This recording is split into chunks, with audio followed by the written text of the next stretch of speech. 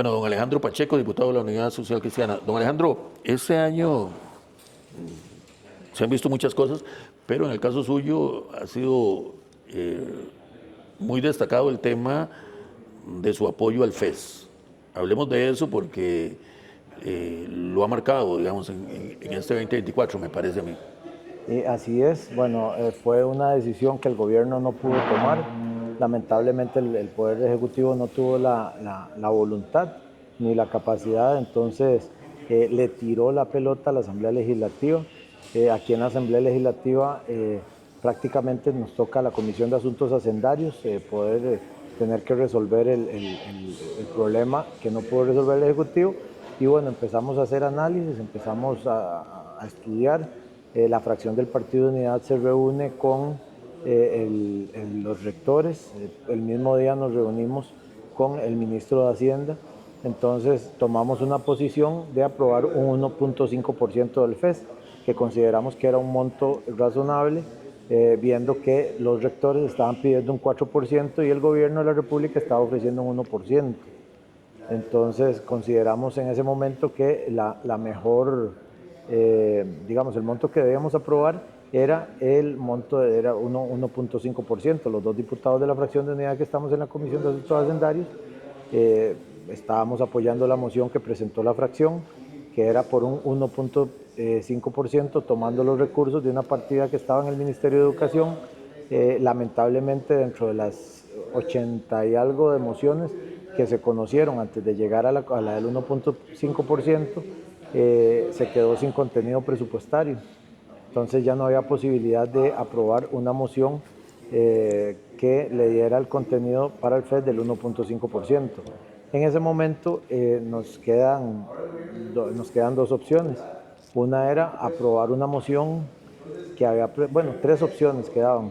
Una era aprobar el 0.84, el 0.8% que había presentado la fracción del PLP, que era menos, darle a las universidades menos de lo que estaba presupuestando, les estaba ofreciendo el gobierno de la República.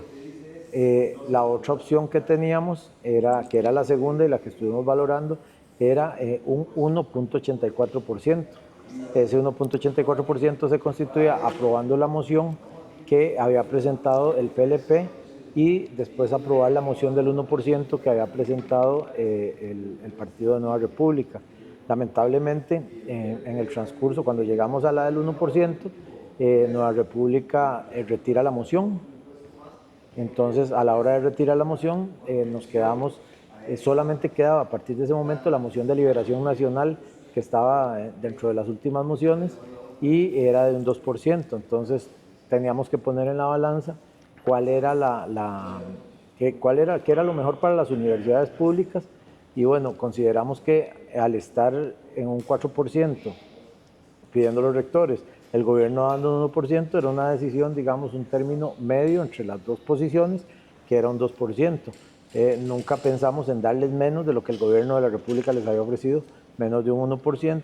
Entonces, los dos diputados tomamos el acuerdo a esas horas de la noche, porque recordemos que estuvimos discutiendo hasta las 9:30 de la noche aproximadamente. No se podía hacer una reunión de fracción para consultar a la fracción, entonces decidimos apoyar la moción del 2%, negociando claramente con el Partido de Liberación Nacional, sacar algunas otras partidas que se habían apoyado de más, partidas que aumentaban, engrosaban el FES, y decidimos retirarlas esas mociones y también revisar la moción del 0.84 para que no quedaran más del 2%. Muy bien explicado, resumido el tema.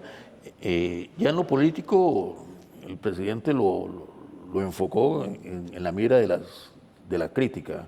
¿Ha sentido usted una ofensiva fuerte del gobierno contra su diputación? Bueno, sí, eso ya es una costumbre del presidente de la República. El señor presidente de la República hace un show político todos los miércoles y a veces otros días también, que bueno, yo creo que ya por ejemplo, este diputado ya no ve la conferencia de prensa de los miércoles del presidente de la República porque es una conferencia de prensa de insultos, de ofensas contra las personas que no están de acuerdo con el pensamiento del señor presidente de la República. Es una conferencia de prensa donde él ofende a los poderes de la República, a las personas que adversan la forma de pensar o la forma en que él hace la política. Y bueno, conmigo se molestó, me insultó, pero bueno, seguimos adelante, ya eso pasó, él sigue en su posición. Y bueno, yo creo que si es un poder ejecutivo que no tienda puentes y que no hable, que no negocie con las fuerzas políticas que lo adversan, es un poder ejecutivo que no va a tener futuro, o sea, no va a ayudar a que Costa Rica camine mejor, porque Costa Rica es un país de negociación, de acuerdos, de tender puentes, y bueno, si él no los tiende, va a ser muy difícil que camine bien su gobierno. Sobre esto de tender puentes y de negociación, ¿a usted en algún momento el Ejecutivo, la ministra, doña Pilar aquí, le habló sobre el tema del FES? ¿Le hizo algún planteamiento? En ningún momento, yo nunca tuve ninguna conversación ni con la ministra de la Presidencia, ni con el presidente de la República, ni con el viceministro de la Presidencia. En ningún momento me reuní con ellos. Me pidieron que apoyara alguna de las mociones.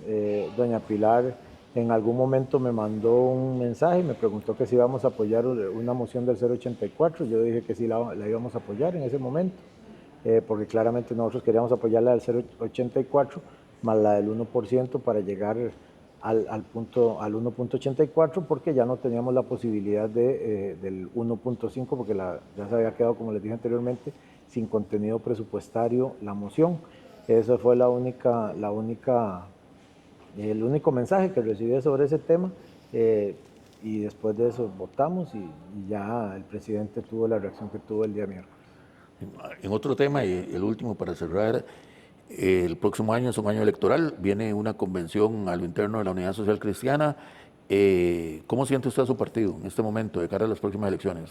Bueno, me parece que el Partido Unidad Social Cristiana es un partido histórico que ha ido creciendo. Desde hace 16 años aproximadamente, en todas las elecciones viene creciendo. Es un partido que va subiendo. Obtuvimos más alcaldes, por ejemplo, en la elección anterior, y yo creo que es el partido que va a ganar las próximas elecciones. Vamos a trabajar duro para que sea así, porque no hemos bajado la línea del partido, va en aumento. Yo creo que los alcaldes que hemos elegido también están haciendo un excelente trabajo. Y bueno, con la ruta de crecimiento que tenemos, los diputados también los hemos mantenido, hemos inclusive subido de la peor crisis de cuando estuvo el Partido Unidad a esta fecha. Hemos mantenido también diputaciones. Yo creo que tenemos muchísimas posibilidades en las próximas elecciones y vamos a trabajar para ello. Tenemos dos candidatos importantes, dos precandidatos que aparentemente van a pelear en la lucha interna, y una vez que tengamos el candidato ya seguiremos luchando contra los demás partidos. ¿Visualiza algún otro precandidato o precandidata o cree usted que ya con esos dos se va a ir? Bueno, no sé, las inscripciones probablemente van a ser a mediados de enero, entonces a mediados de enero vamos a saber cuáles personas se inscribieron. Sería muy bonito que también una mujer participara, pero bueno, en este momento tenemos a don Lelio Jorges, que es una persona inteligente, que ha sido un diputado, que ha legislado en beneficio del pueblo, y bueno, yo creo que, y el otro candidato también, que yo creo que van a dar la pelea, y bueno, esperando que don Leslie haga un buen trabajo y podamos ganar las elecciones el próximo año. Perfecto, muchísimas gracias, don Alejandro Pacheco.